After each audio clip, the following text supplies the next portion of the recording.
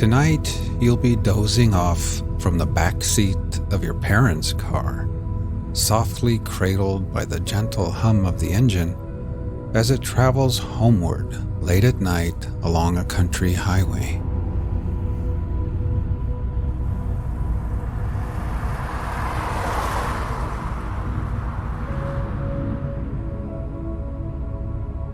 Imagine you are sitting in the back seat with your head nestled into a cozy pillow propped against the window.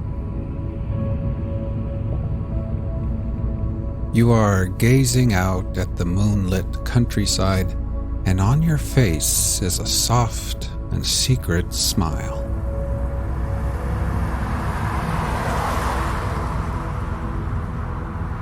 It's late Friday night after playing in the pep band at your brother's basketball game far from home.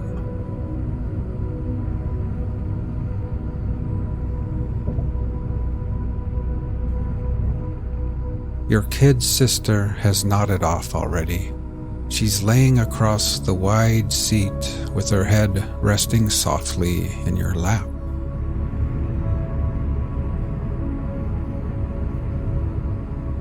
You are tired too after a long week of high school and homework, but you're also full of wonder, and that smile on your face is perfectly concealed in the shadows, only illuminated sporadically by the flickering flashes of light cast from the headlights of oncoming cars.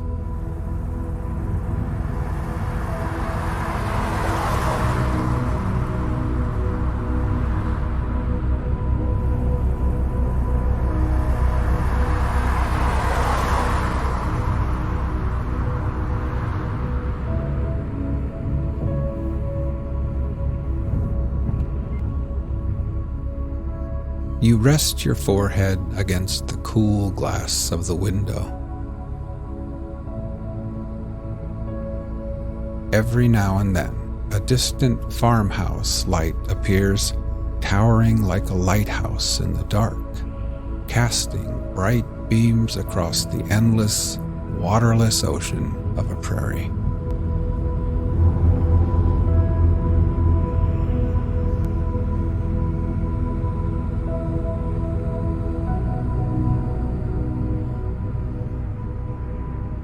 Now, slowly we'll begin to relax.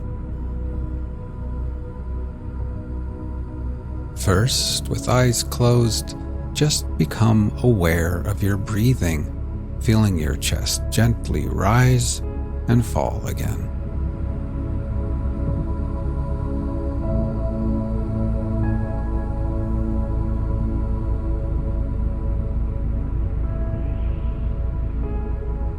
Next, we'll try taking a few deeper breaths, filling our lungs with air, holding it, and then gently exhaling and letting it all go.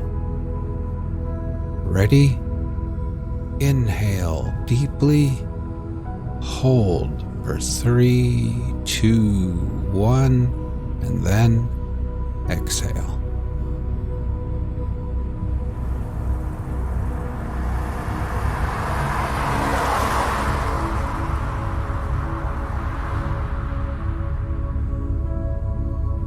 One more time.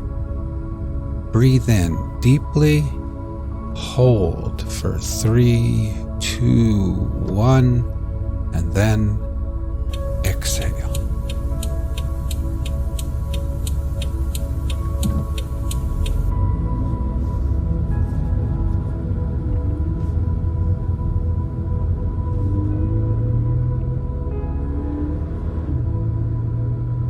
And try thinking to yourself, as I sit here in the back seat, I can feel gravity's pull tugging me gently back towards Earth. With every exhale, I can feel the weight of the day slipping away.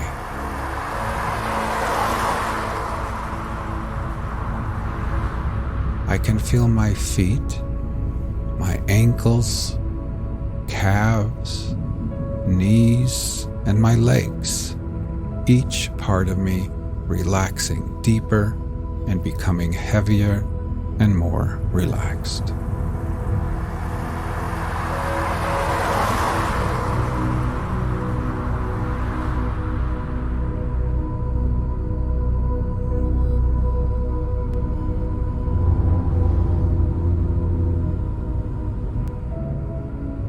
Up in the front seat, your parents recap and relive the big game. They talk of jump shots and fouls, rebounds and timeouts. You close your eyes, but when you picture the crowded gymnasium, you remember something much sweeter than basketball.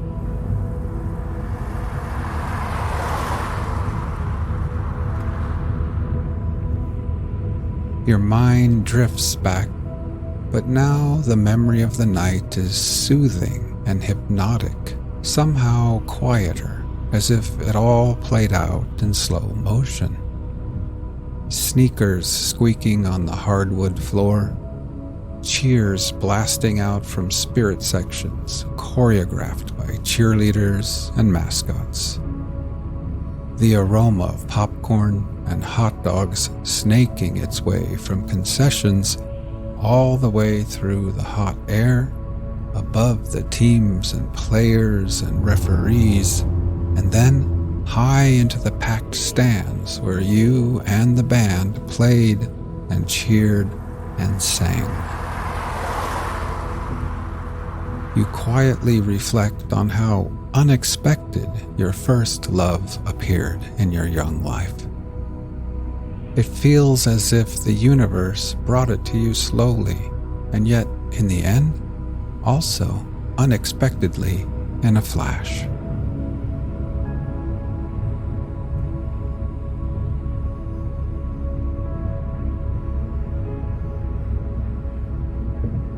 Now let's try taking a few more deep breaths. Ready? Breathe in deeply. Hold for 3, 2, 1, and then exhale.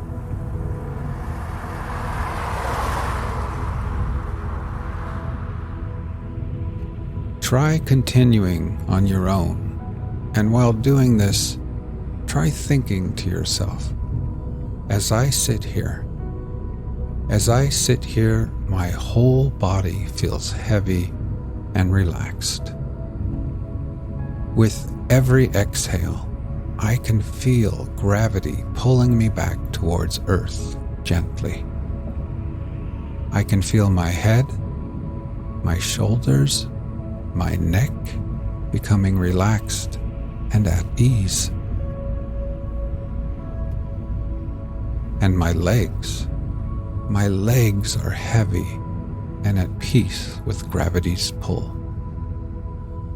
Now my whole body, my legs and feet, my arms and hands, my torso, my head and neck and shoulders, my whole body is completely at peace, relaxed, and at ease.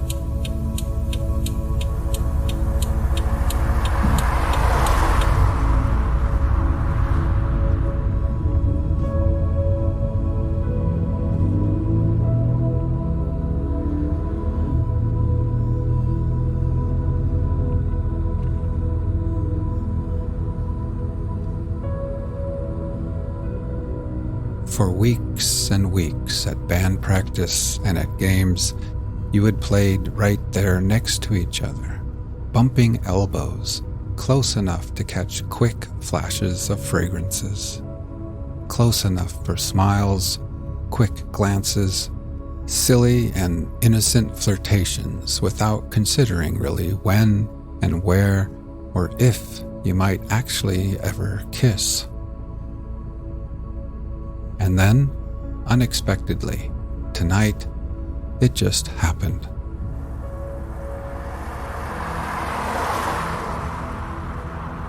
while the whole gymnasium was on its feet, the whole world preoccupied with some monumental moment of a basketball game.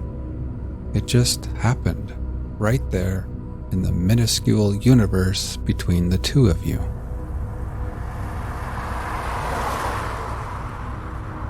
When you think about it now, falling in love was a lot like those farmhouse lights out there in the darkness.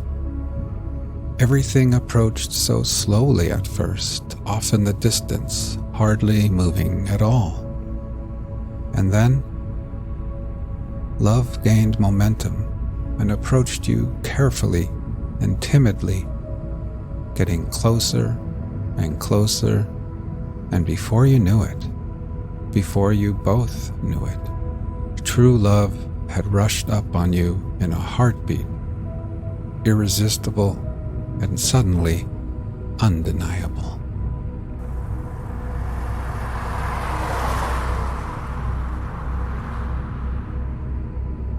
You smile now, thinking how you had always imagined your first kiss would happen somewhere private and hidden, and yet, in the end, yours was out in the open and in front of hundreds of people who never even saw it.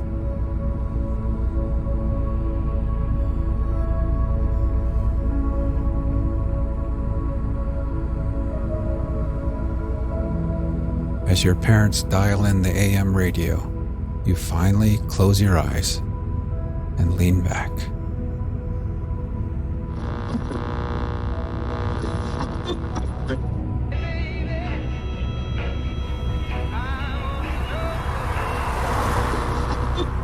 Our age is retrospective. It builds the sepulchres of the fathers. It writes biographies, histories, and criticism. The foregoing generations beheld God and nature face to face, we through their eyes. Why should not we also enjoy an original relation to the universe? Why should not we have a poetry and philosophy of insight and not of tradition, and a religion by revelation to us and not the history of theirs? Embosomed for a season in nature, whose floods of life stream around and through us and invite us by the powers they supply to action proportioned to nature. Why should we grope among the dry bones of the past, or put the living generation into masquerade out of its faded wardrobe? The sun shines today also. There is more wool and flax in the fields. There are new lands, new men, new thoughts. Let us demand our own works and laws and worship. Undoubtedly, we have no questions to ask which are unanswerable. We must trust the perfection of the creation so far as to believe that whatever curiosity the order of things has awakened in our minds, the order of things can satisfy. Every man's condition is a solution in hieroglyphic to those inquiries he would put. He acts it as life before he apprehends it as truth. In like manner, nature is already, in its forms and tendencies, describing its own design. Let us interrogate the great apparition that shines so peacefully around us. Let us inquire, to what end is nature? All science has one aim, namely, to find a theory of nature. We have theories of races and of functions, but scarcely yet a remote approach to an idea of creation. We are now so far from the road to truth that religious teachers dispute and hate each other, and speculative men are esteemed unsound and frivolous. But to a sound judgment, the most abstract truth is the most practical. Whenever a true theory appears, it will be its own evidence. Its test is that it will explain all phenomena. Now many are thought not only unexplained, but inexplicable, as language, sleep, madness, dreams, beasts, sex. Philosophically considered, the universe is composed of nature and the soul. Strictly speaking, therefore, all that is separate from us, all which philosophy distinguishes as the not me, that is, both nature and art, all other men and my own body, must be ranked under this name, nature. In enumerating the values of nature and casting up their sum, I shall use the word in both senses, in its common and in its philosophical import. In inquiry so general as our present one, the inaccuracy is not material. No confusion of thought will occur. Nature in the common sense refers to essences unchanged by man. Space, the air, the river, the leaf. Art is applied to the mixture of his will with the same things, as in a house, a canal, a statue, a picture. But his operations taken together are so insignificant, a little chipping, baking, patching, and washing, that in an impression so grand as that of the world on the human mind, they do not vary the result. Chapter 1. Nature. To go into solitude, a man needs to retire as much from his chamber as from society. I am not solitary whilst I read and write, though nobody is with me. But if a man would be alone, let him look at the stars. The rays that come from those heavenly worlds will separate between him and what he touches. One might think the atmosphere was made transparent with this design to give man in the heavenly bodies the perpetual presence of the sublime. Seen in the streets of cities, how great they are. If the stars should appear one night in 1,000 years, how would men believe and adore and preserve for many generations the remembrance of the city of God which had been shown? But every night come out these envoys of beauty and light the universe with their admonishing smile. The stars awaken a certain reverence because, though always present, they are inaccessible. But all natural objects make a kindred impression when the mind is open to their influence. Nature never wears a mean appearance. Neither does the wisest man extort her secret and lose his curiosity by finding out all her perfection. Nature never became a toy to a wise spirit. The flowers, the animals, the mountains reflected the wisdom of his best hour, as much as they had delighted the simplicity of his childhood. When we speak of nature in this manner, we have a distinct but most poetical sense in the mind. We mean the integrity of impression made by manifold natural objects. It is this which distinguishes the stick of timber of the woodcutter from the tree of the poet. The charming landscape which I saw this morning is indubitably made up of some 20 or 30 farms. Miller owns this field, Locke that, and Manning the woodland beyond. But none of them owns the landscape. There is a property in the horizon which no man has but he whose eye can integrate all the parts, that is, the poet. This is the best part of these men's farms, yet to this their warranty deeds give no title. To speak truly, few adult persons can see nature. Most persons do not see the sun. At least they have a very superficial seeing. The sun illuminates only the eye of the man, but shines into the eye and the heart of the child. The lover of nature is he whose inward and outward senses are still truly adjusted to each other, who has retained the spirit of infancy even into the era of manhood. His intercourse with heaven and earth becomes part of his daily food. In the presence of nature, a wild delight runs through the man, in spite of real sorrows. Nature says, "He is my creature, and mar all his impertinent griefs, he shall be glad with me." Not the sun or the summer alone, but every hour and season yields its tribute of delight. For every hour and change corresponds to and authorizes a different state of the mind, from breathless noon to grimmest midnight. Nature is a setting that fits equally well a comic or a morning piece. In good health, the air is a cordial of incredible virtue. Crossing a bare common in snow puddles, at twilight under a clouded sky, without having in my thoughts any occurrence of special good fortune, I have enjoyed a perfect exhilaration. I am glad to the brink of fear. In the woods, too, a man casts off his years, as the snake his slough, and at what period soever of life is always a child. In the woods is perpetual youth. Within these plantations of God, a decorum and sanctity reign, a perennial festival is dressed, and the guest sees not how he should tire of them in 1,000 years. In the woods, we return to reason and faith.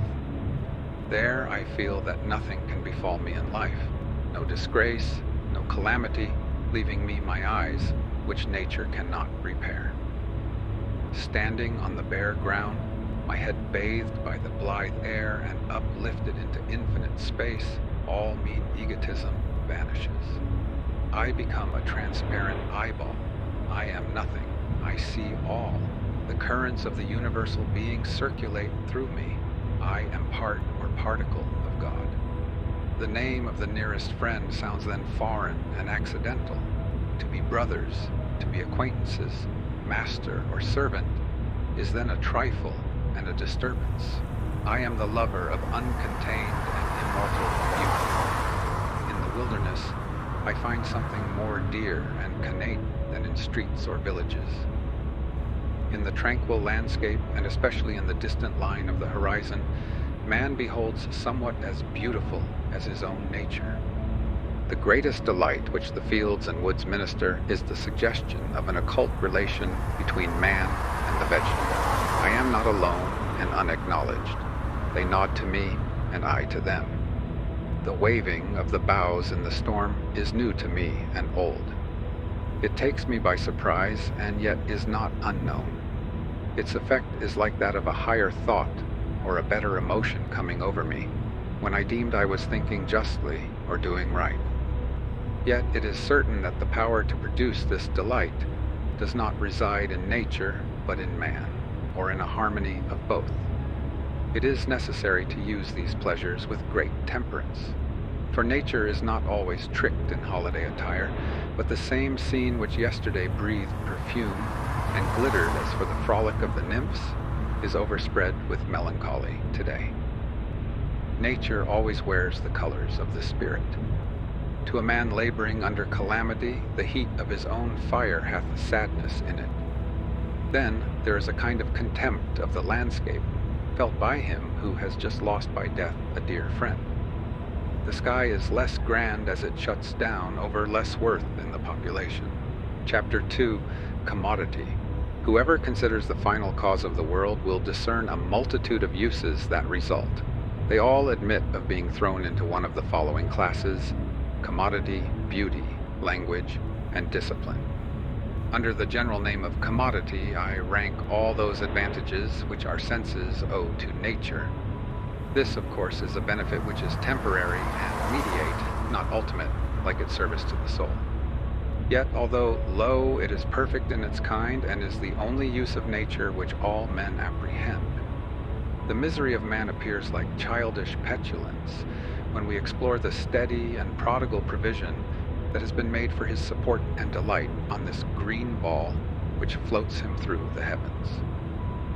What angels invented these splendid ornaments, these rich conveniences, this ocean of air above, this ocean of water beneath, this firmament of earth between, this zodiac of lights, this tent of dropping clouds, this striped coat of climates, this fourfold year?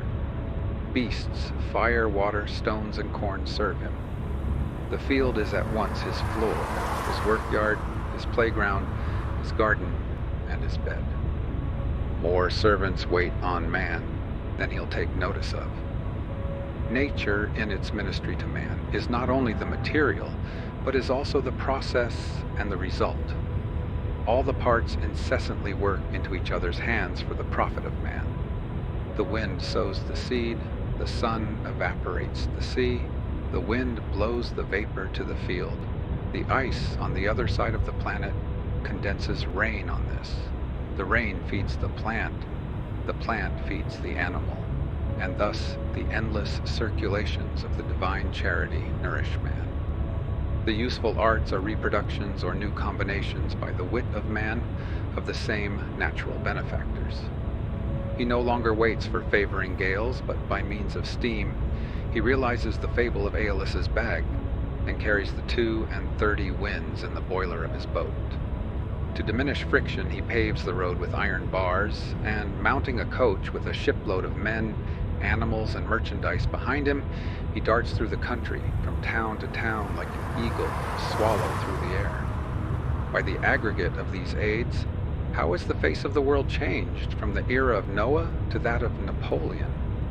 The private poor man hath cities, ships, canals, bridges built for him. He goes to the post office, and the human race run on his errands. To the bookshop, and the human race read and write of all that happens for him. To the courthouse, and nations repair his wrongs. He sets his house upon the road, and the human race go forth every morning and shovel out the snow and cut a path for him. But there is no need of specifying particulars in this class of uses. The catalog is endless, and the examples so obvious that I shall leave them to the reader's reflection with the general remark that this mercenary benefit is one which has respect to a farther good. A man is fed, not that he may be fed, but that he may work. Chapter 3. Beauty. A nobler want of man is served by nature, namely, the love of beauty.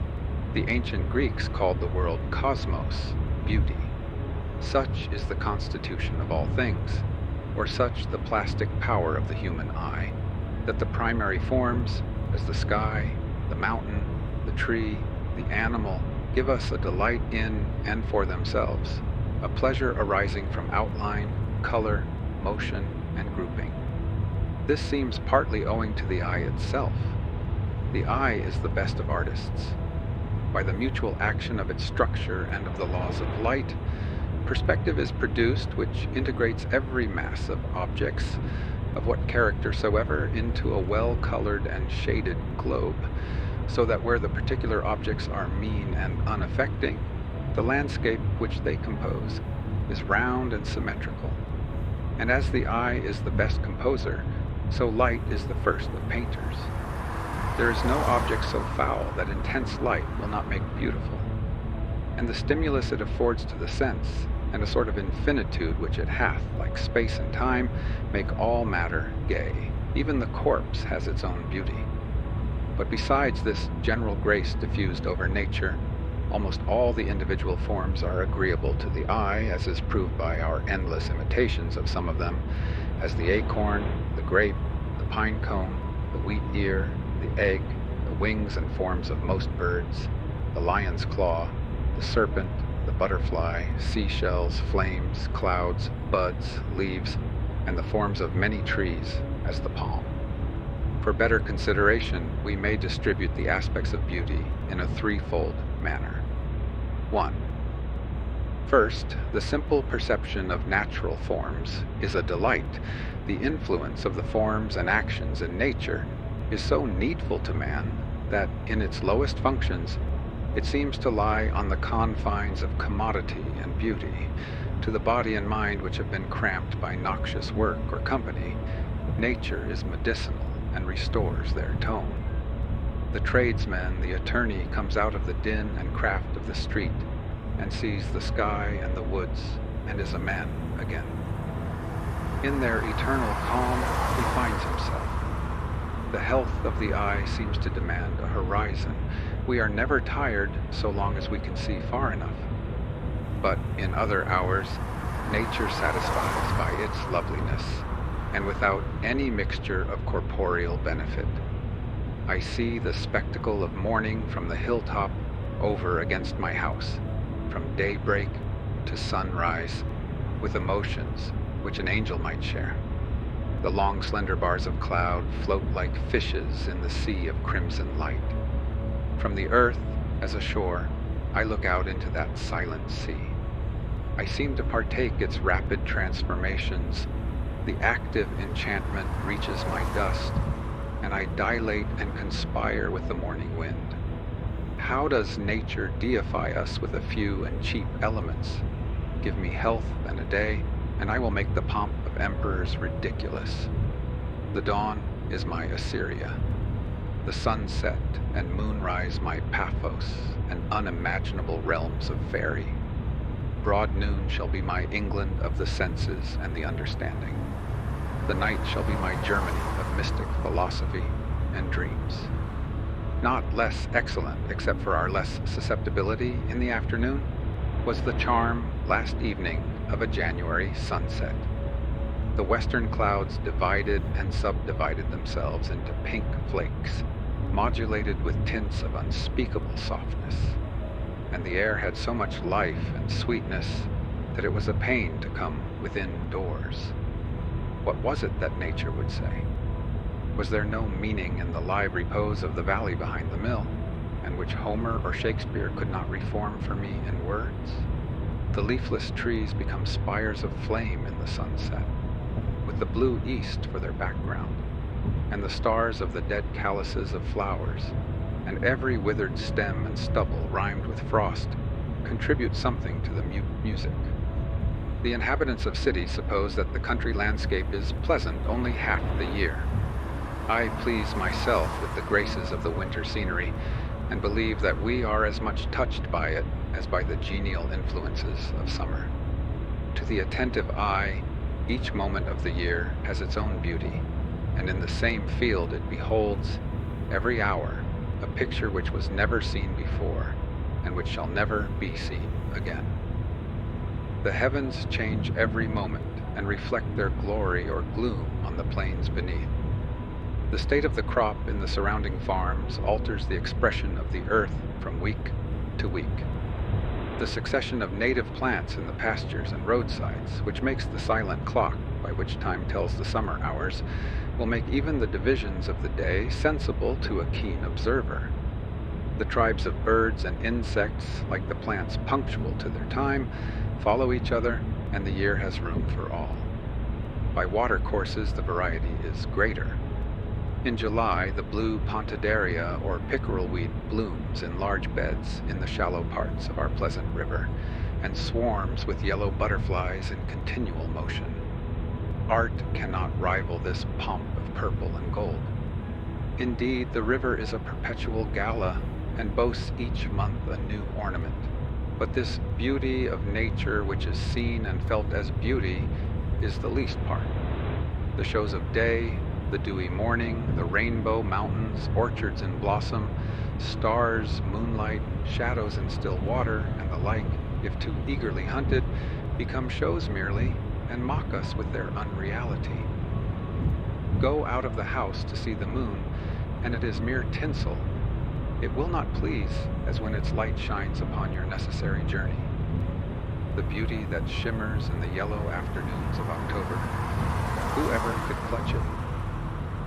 Go forth to find it, and it is gone.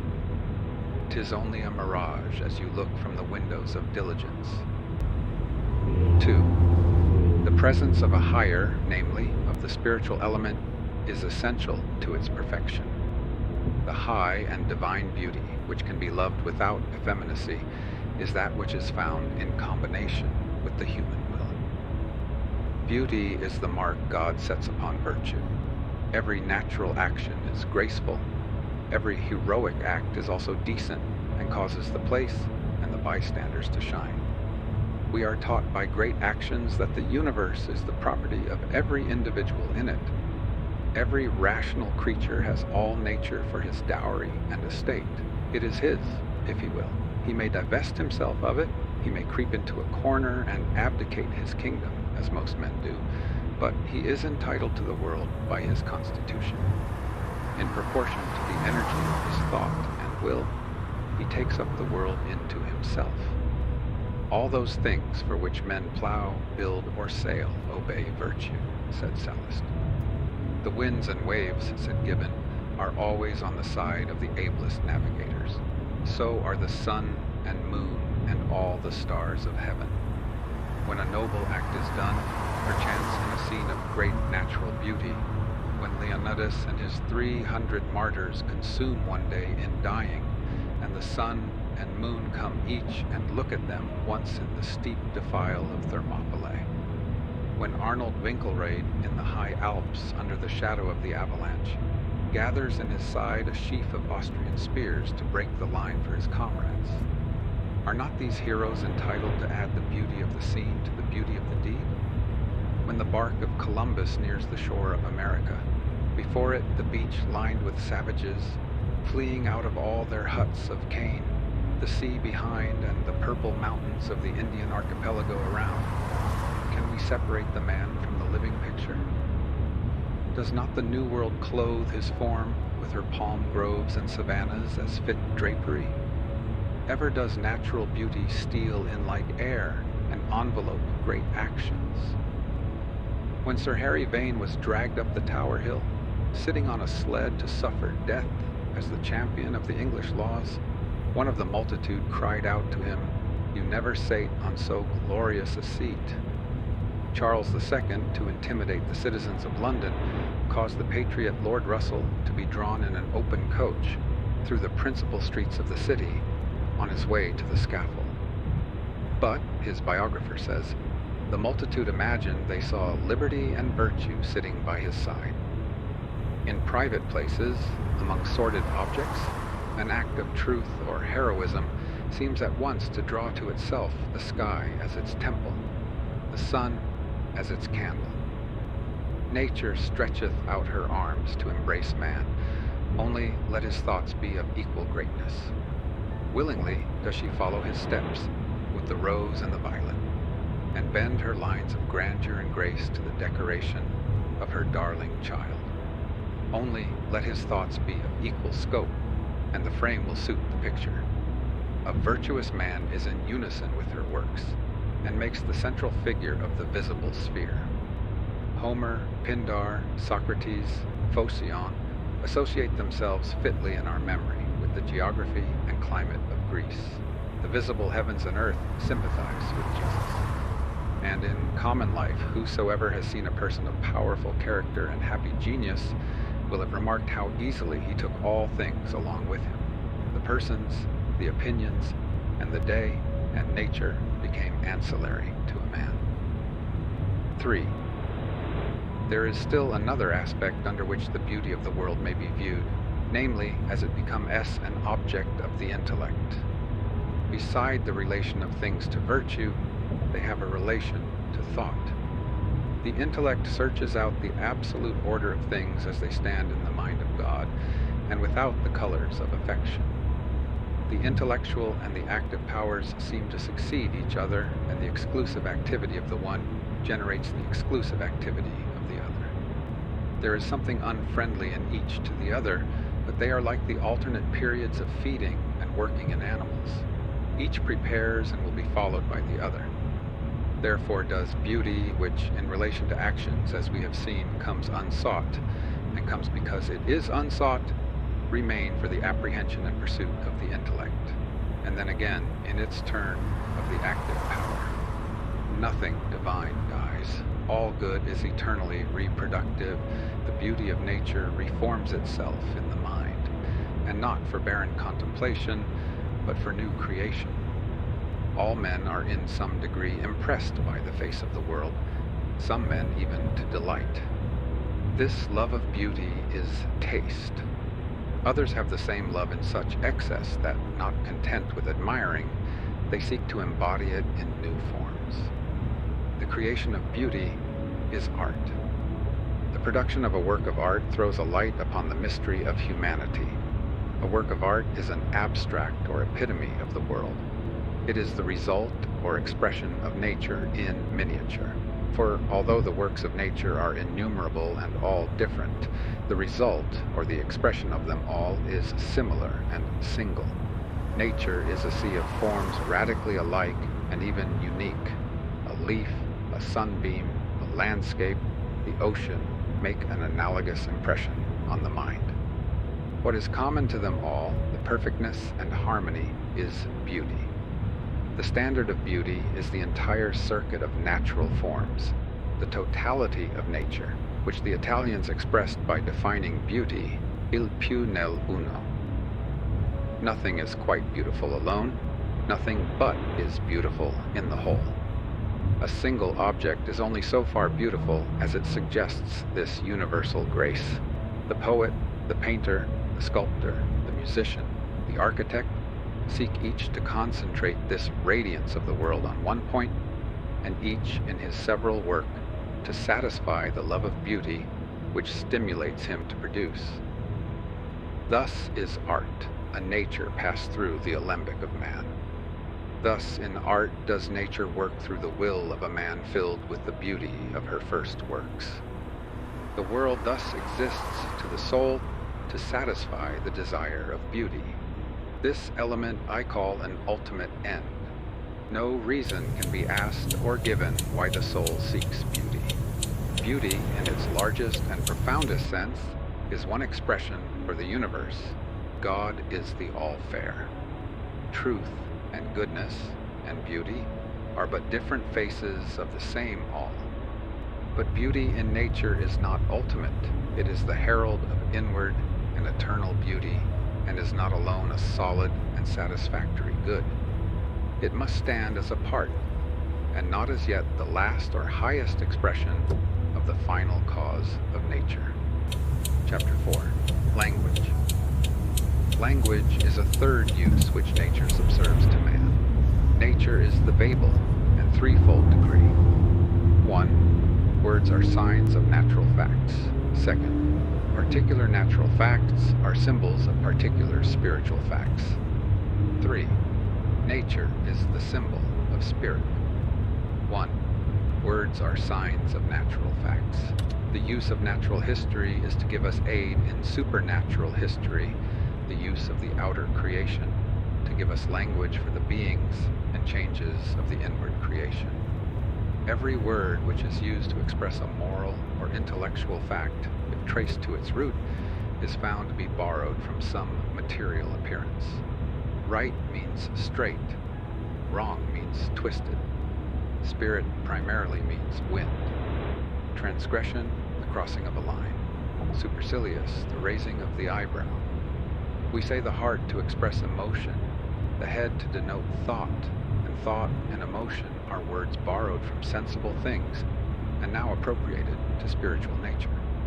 Most of the process by which this transformation is made is hidden from us in the remote time when language was framed, but the same tendency may be daily observed in children. Children and savages use only nouns or names of things, which they convert into verbs and apply to analogous mental acts. 2. But this origin of all words that convey a spiritual import, so conspicuous a fact in the history of language, is our least debt to nature. It is not words only that are emblematic, it is things which are emblematic. Every natural fact is a symbol of some spiritual fact. Every appearance in nature corresponds to some state of the mind, and that state of the mind can only be described by presenting that natural appearance as its picture. An enraged man is a lion, a cunning man is a fox, a firm man is a rock, a learned man is a torch, a lamb is innocence, a snake is subtle spite. Flowers express to us the delicate affections. Light and darkness are our familiar expression for knowledge and ignorance, and heat for love. Visible distance behind and before us is respectively our image of memory and hope. Who looks upon a river in a meditative hour and is not reminded of the flux of all things? Throw a stone into the stream, and the circles that propagate themselves are the beautiful type of all influence. Man is conscious of a universal soul within or behind his individual life, wherein, as in a firmament, the natures of justice, truth, love, freedom arise and shine. This universal soul he calls reason. It is not mine or thine or his, but we are its property and men. And the blue sky in which the private earth is buried, the sky with its eternal calm and full of everlasting orbs, is the type of reason. That which, intellectually considered, we call reason, considered in relation to nature, we call spirit. Spirit is the creator. Spirit hath life in itself, and man in all ages and countries embodies it in his language as the Father. It is easily seen that there is nothing lucky or capricious in these analogies, but that they are constant and pervade nature. These are not the dreams of a few poets here and there, but man is an analogist and studies relations in all objects. He is placed in the center of beings. An array of relation passes from every other being to him, and neither can man be understood without these objects, nor these objects without man. All the facts in natural history taken by themselves have no value, but are barren. like a single sex. But marry it to human history, and it is full of life. Whole floras, all Linnaeus and Buffon's volumes, are dry catalogs of facts. But the most trivial of these facts, the habit of a plant, the organs or work or noise of an insect, applied to the illustration of a fact in intellectual philosophy, or in any way associated to human nature, affects us in the most lively and agreeable manner. The seed of a plant, to what affecting analogies in the nature of man, is that little fruit made use of in all discourse, up to the voice of Paul, who calls the human corpse a seed. It is sown a natural body. It is raised a spiritual body. The motion of the earth round its axis and round the sun makes the day and the year. These are certain amounts of brute light and heat. But is there no intent of an analogy between man's life and the seasons? And do the seasons gain no grandeur or pathos from that analogy? The instincts of the ant are very unimportant, considered as the ant's. But the moment a ray of relation is seen to extend from it to man, and the little drudge is seen to be a monitor, a little body with a mighty heart, then all its habits, even that said to be recently observed, that it never sleeps, become sublime. Because of this radical correspondence between visible things and human thoughts, savages, who have only what is necessary, converse in figures. As we go back in history, language becomes more picturesque, until its infancy, when it is all poetry. Or all spiritual facts are represented by natural symbols. The same symbols are found to make the original elements of all languages. It has moreover been observed that the idioms of all languages approach each other in passages of the greatest eloquence and power. And as this is the first language, so is it the last. This immediate dependence of language upon nature, this conversion of an outward phenomenon into a type of somewhat inhuman life, never loses its power to affect us. It is this which gives that piquancy to the conversation of a strong-natured farmer or backwoodsman, which all men relish. A man's power to connect his thought with its proper symbol, and so to utter it, depends on the simplicity of his character, that is, upon his love of truth and his desire to communicate it without loss. The corruption of man is followed by the corruption of language, when simplicity of character and the sovereignty of ideas is broken up by the prevalence of secondary desires, the desire of riches, of pleasure, of power, and of praise, and duplicity and falsehood take place of simplicity and truth. The power over nature as an interpreter of the will is in a degree lost. New imagery ceases to be created, and old words are perverted to stand for things which are not. A paper currency is employed when there is no bullion in the vaults.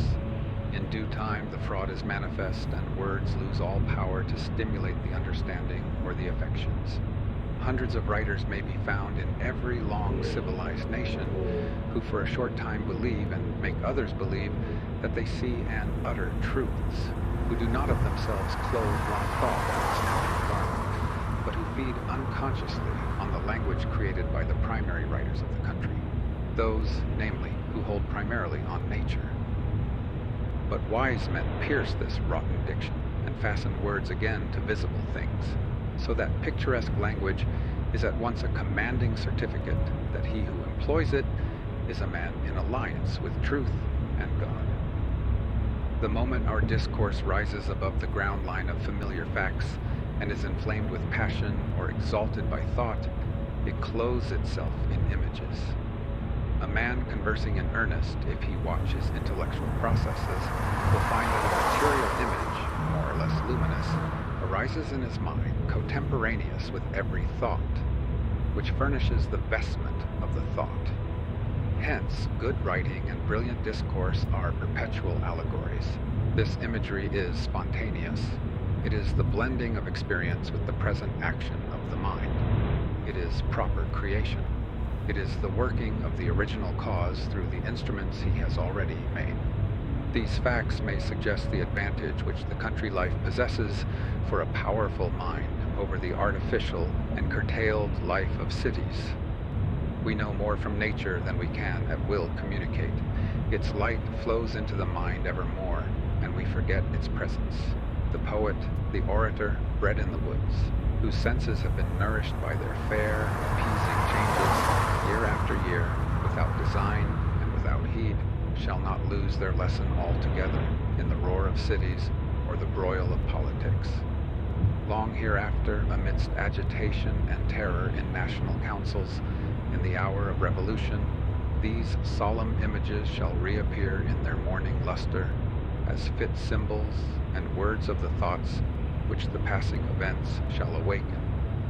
At the call of a noble sentiment, again the woods wave, the pines murmur, the river rolls and shines, and the cattle low upon the mountains as he saw and heard them in his infancy. And with these forms, the spells of persuasion, the keys of power are put into his hands.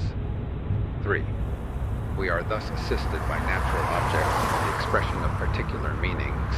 But how great a language to convey such peppercorn informations! Did it need such noble races of creatures, this profusion of forms, this host of orbs in heaven, to furnish man with the dictionary and grammar of his municipal speech? Whilst we use this grand cipher to expedite the affairs of our pot and kettle, we feel that we have not yet put it to its use, neither are able.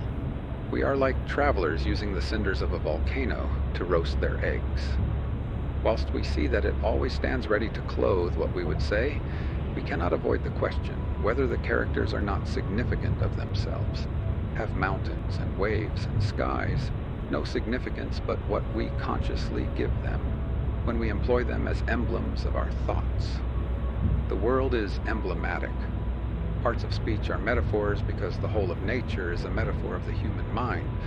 The laws of moral nature answer to those of matter as face to face in a glass. The visible world and the relation of its parts is the dial plate of the invisible. The axioms of physics translate the laws of ethics. Thus, the whole is greater than its part.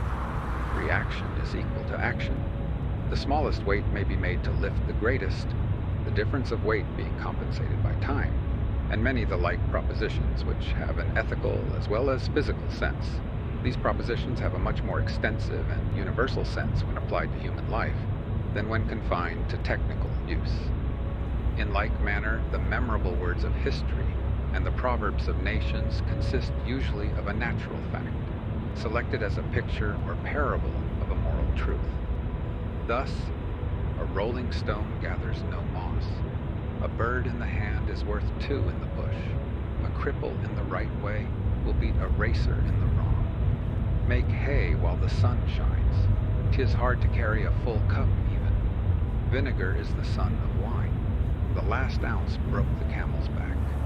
Long-lived trees make fruits first, and light. In their primary sense, these are trivial facts, but we repeat them for the value of their analogical import.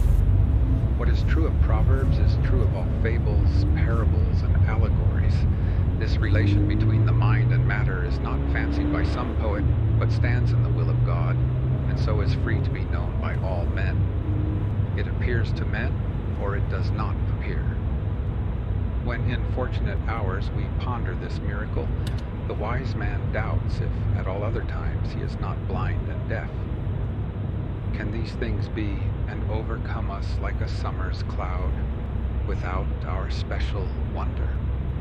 For the universe becomes transparent, and the light of higher laws than its own shines through it. It is the standing problem which has exercised the wonder and the study of every fine genius since the world began. From the era of the Egyptians and the Brahmins to that of Pythagoras, of Plato, of Bacon, of Leibniz, of Swedenborg. There sits the Sphinx at the roadside, and from age to age, as each prophet comes by, he tries his fortune at reading her riddle.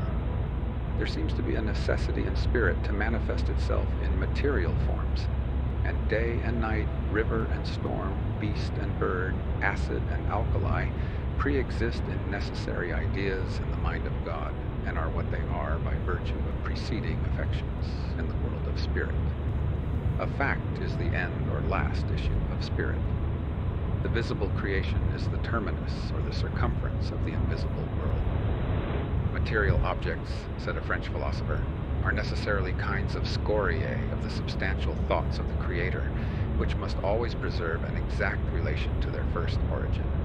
In other words, visible nature must have a spiritual and moral side. This doctrine is abstruse, and though the images of garment, scoriae, mirror, etc. may stimulate the fancy, we must summon the aid of subtler and more vital expositors to make it plain. Every scripture is to be interpreted by the same spirit which gave it forth, is the fundamental law of criticism. A life in harmony with nature, the love of truth and of virtue, will purge the eyes to understand her text. By degrees we may come to know the primitive sense of the permanent objects of nature, so that the world shall be to us an open book, and every form significant of its hidden life and final cause. A new interest surprises us whilst, under the view now suggested, we contemplate the fearful extent and multitude of objects, since every object rightly seen unlocks a new faculty of the soul.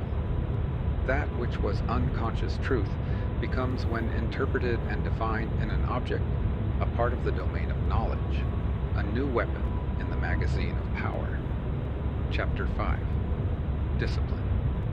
In view of the significance of nature, we arrive at once at a new fact, that nature is a discipline. This use of the world includes the preceding uses as parts of itself: space, time, society, labor, climate, food, locomotion, the animals, the mechanical forces, give us sincerest lessons, day by day, whose meaning is unlimited. They educate both the understanding and the reason. Every property of matter is a school for the understanding. Its solidity or resistance, its inertia, its extension, its figure, its divisibility.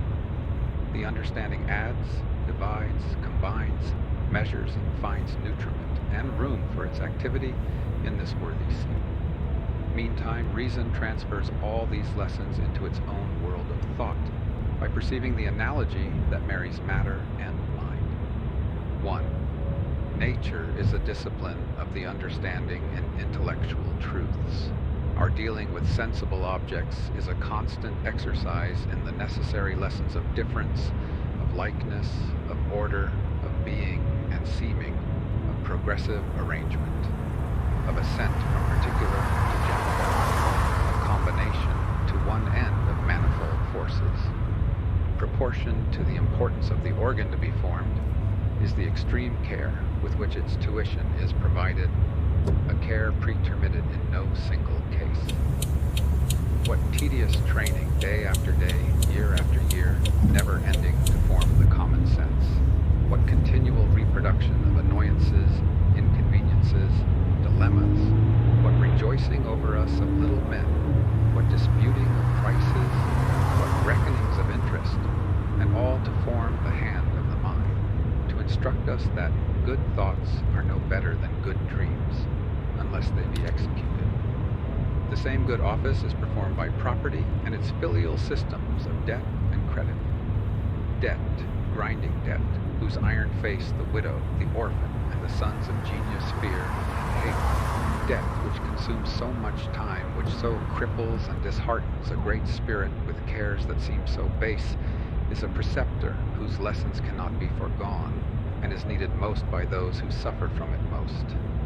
Moreover, property, which has been well compared to snow, if it fall level today, it will be blown into drifts tomorrow, is the surface action of internal machinery, like the index on the face of a clock, whilst now it is the gymnastics of the understanding. It is hiving in the foresight of the spirit, experience in profounder laws.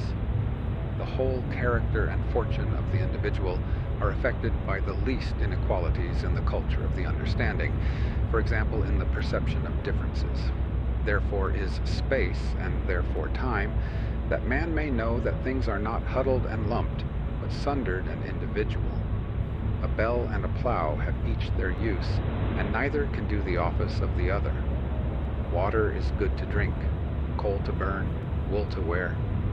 But wool cannot be drunk, nor water spun, nor coal eaten. The wise man shows his wisdom in separation, in gradation, and his scale of creatures and of merits is as wide as nature. The foolish have no range in their scale, but suppose every man is as every other man. What is not good they call the worst, and what is not hateful they call the best. In like manner, what good heed nature forms in us, she pardons no mistakes. Her ye is yea, and her nay, nay. The first steps in agriculture, astronomy, zoology, those first steps which the farmer, the hunter, and the sailor take, teach that nature's dice are always loaded, that in her heaps and rubbish are concealed sure and useful results. How calmly and genially the mind apprehends one after another the laws of physics, what noble emotions dilate the mortal as he enters into the counsels of the creation and feels by knowledge the privilege to be. His insight refines him. The beauty of nature shines in his own breast. Man is greater that he can see this, and the universe less, because time and space relations vanish as laws are known. Here again we are impressed and even daunted by the immense universe to be explored. What we know is a point to what we do not know. Open any recent journal of science and weigh the problems suggested concerning light, heat, electricity, magnetism, physiology, geology, and judge whether the interest of natural science is likely to be soon exhausted. Passing by many particulars of the discipline of nature, we must not omit to specify two. The exercise of the will or the lesson of power is taught in every event. From the child's successive possession of his several senses up to the hour when he saith, "Thy will be done." He is learning the secret that he can reduce under his will not only particular events, but great classes, nay, the whole series of events, and so conform all facts to his character.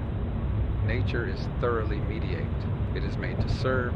It receives the dominion of man as meekly as the ass on which the Savior rode.